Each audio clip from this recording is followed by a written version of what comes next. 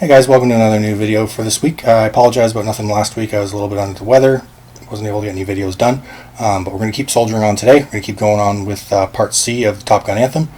So we'll learn how to play part C, do some instructional videos for that, and then we're going to learn the last two bars of the song, which is a slightly different ending.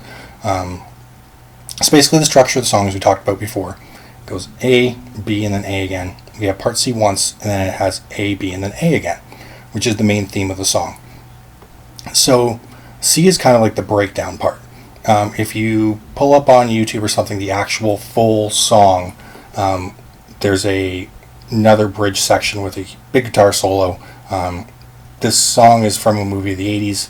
The 80s was very much a time of flashy guitar stuff, and this song is no different through the solo. There's two hand tapping and there's whammy bar stuff. You can't do it on acoustic. There's some ways around you can kind of replicate things, but we're not going to get into that section, so I've just arranged it in a simpler form for our purposes. Okay? So, part C. We're going to be starting part C. I'm going to try and hopefully you can see my little highlighter mark here. We're actually going to be starting with that note right before. Again, as we always talk about, musical phrases don't always start right at the bar line. Okay? So I'm going to play that last little bit of part A going into it, and then we'll break down how it goes. So the last 4 bars of part A before part C go like this. Now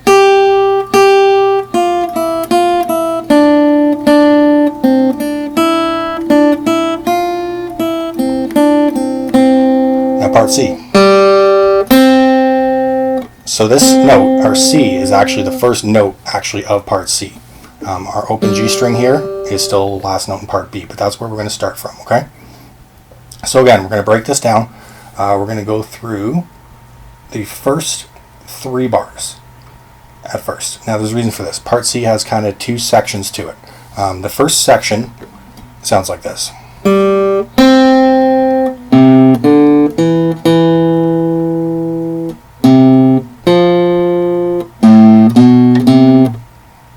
Okay, and then the second section is actually a C major scale ascending around the same C major scale we know, the, except we're going to be playing it with a little more pizzazz. So the second section sounds like this.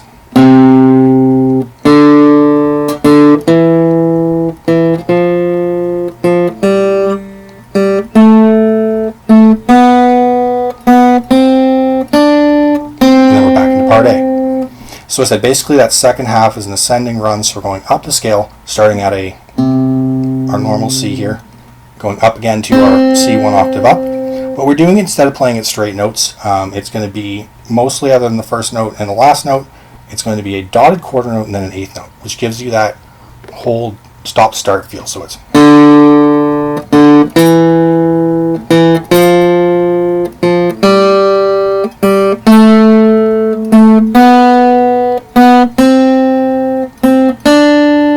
Okay, so let's break down the first half. So we're going from first little squiggle mark here with the highlighter to right here. Okay, and the reason is, this is not working out too well. I tried doing this on Zoom earlier where I could actually put the music on the screen, but the video quality and the sound quality just wasn't cutting it. So we're going to go old school and I'm going to use my finger. So these notes here, where we have 3 quarter notes with the line over it in the 3. That means triplets. So what we're doing here is we're playing 3 notes in the space of 2. Okay? In this case, 3 quarter notes. That's how we have, it looks like 5 beats in a 4-beat bar. Okay? So when we're playing this with a metronome, we have to fit those 3 notes into 2 beats. Only the first one's going to fall on a beat. So it's a little tricky at first. You kind of have to play it by feel. I think this has come up in a couple other songs we've done maybe once. There's been like a triplet, but this is kind of the key to this section, okay? So I'm going to put on the metronome so you can hear what it sounds like, and I'm just going to play just the first 3 bars of part C, okay? And I'll do play-along videos again for these parts. Aim this down so you can see what I'm doing. Now we're going to start on the 4, so it's going to be a 3 count in, because that last beat is our 4th beat. That last note, sorry. 1, 2, 3.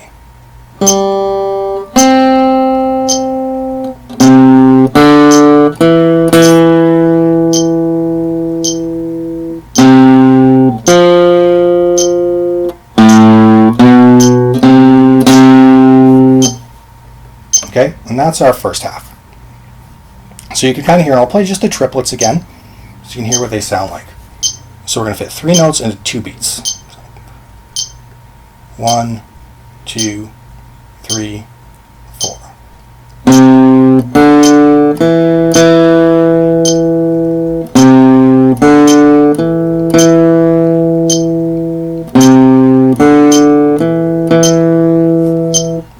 Okay, so you're kind of playing, the first note is going to be on the beat, on the third beat of the bar, and then you have your first note of the next bar.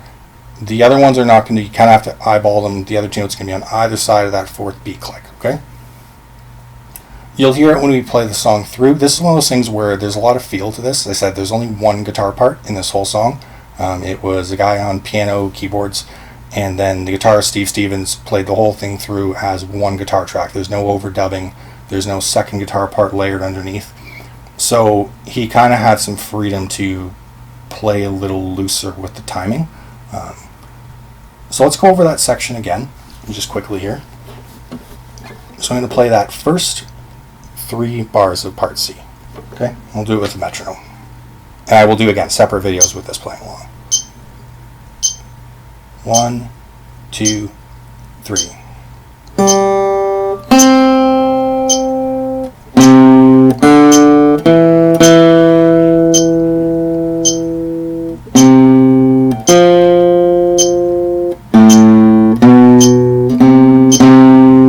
Okay.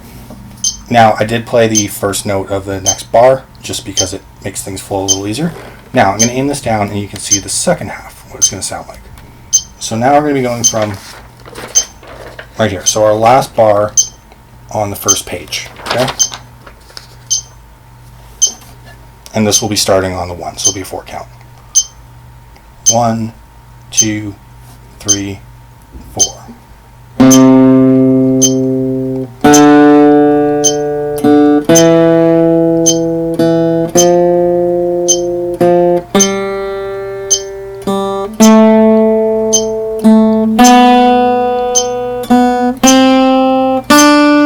Okay, and again. 1, 2, 3, 4.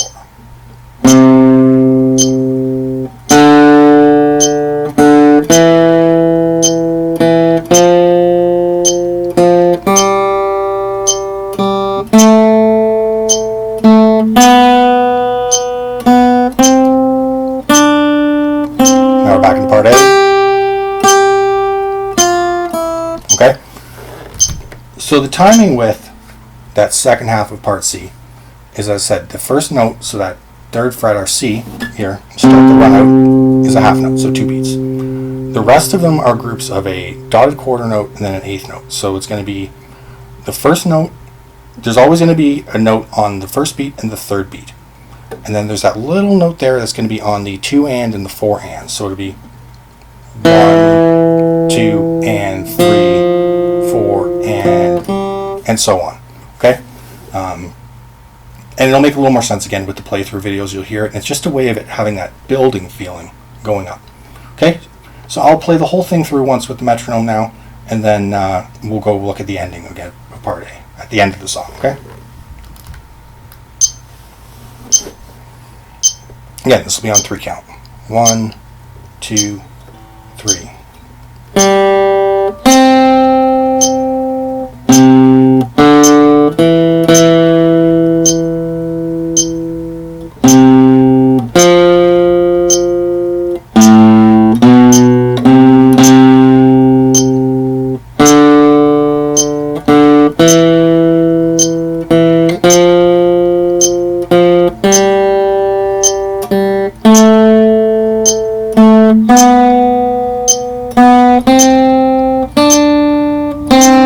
Now we're back into part A, and that is, again, part A is the same as the beginning of the song, part B is the same. Now the only difference is, when we're at the ending of the song here, again I've highlighted it to make it a little easier, those last 2 bars are a little different. And again, we have those triplets, but now we have them back to back in 1 bar, which means we're going to fit 6 notes into that 1 bar. So I'll play that the last 4 bars. Okay, so the last 4 bars is kind of the last repetition of that main theme. I'll do it with the metronome, and you'll just here it goes, and I'll kind of break it down again more.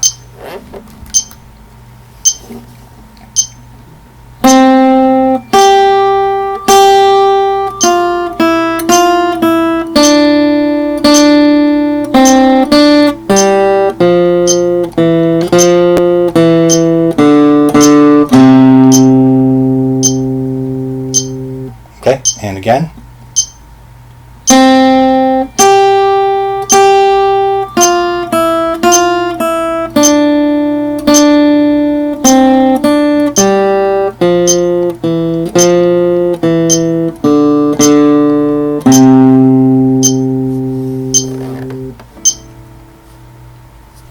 Okay, so just the ending. As I said, that first bar of it, so the second last bar of the song has two sets of quarter note triplets. So it's groups of 1, 2, 3, 1, 2, 3, 1, 2. Okay? Remember, you're counting groups of 3 here instead of a normal 4. 1, 2, 3, 1, 2, 3, 1, 2, 3, 4. So you kind of have to change the timing a little bit. The reason why triplets fit in is there's another time signature called 6/8, where you'd have 6 beats in a bar and an eighth note gets one beat, and they have the same feel as triplet time in 4/4, and it just saves switching back and forth for the time signatures. So they both fit in the same way mathematically. You just get a little bit of a different feel, which kind of makes that part a little different. Okay, so again, I'll play just those last 2 bars with the metronome.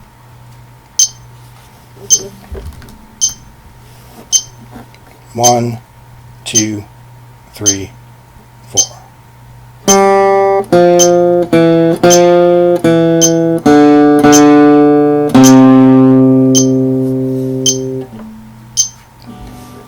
Okay, so that's the whole song now. So I said I'll put in the description.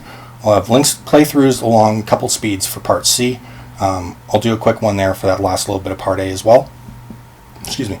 And then I'll have full playthroughs of the song. I'm going to do a little bit later this week. I just don't have time today to do the whole song through on a couple different tempos.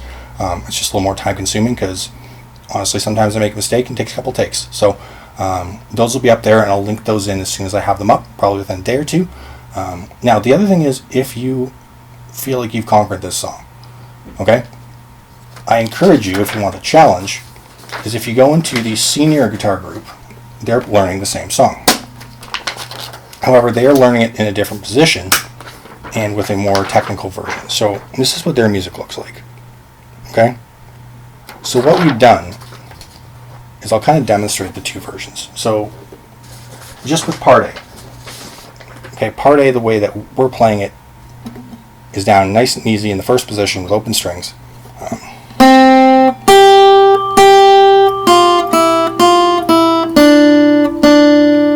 The song is actually played, so you can see my fretboard a little better. If we look at our notes on all the strings, that C we start with, we can also find the 5th fret of our G string. Okay? So this is actually where it's played.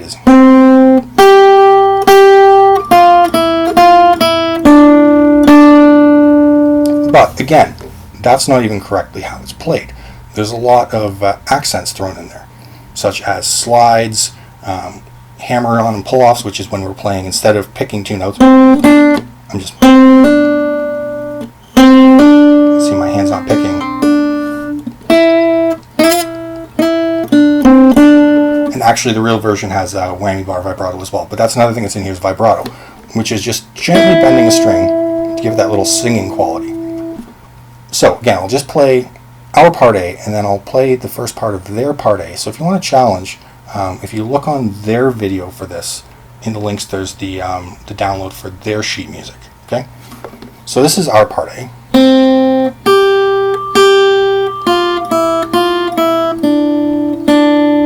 Now that same section played with the accents in the 5th position.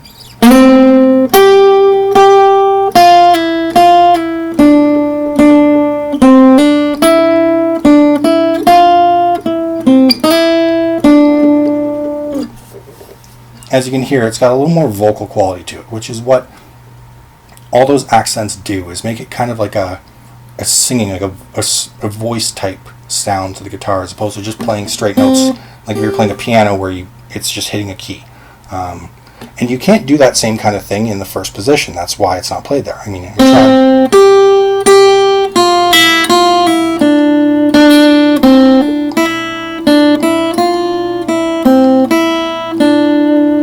I just can't do the slides just the way it is on the guitar. Some of those notes can't be done.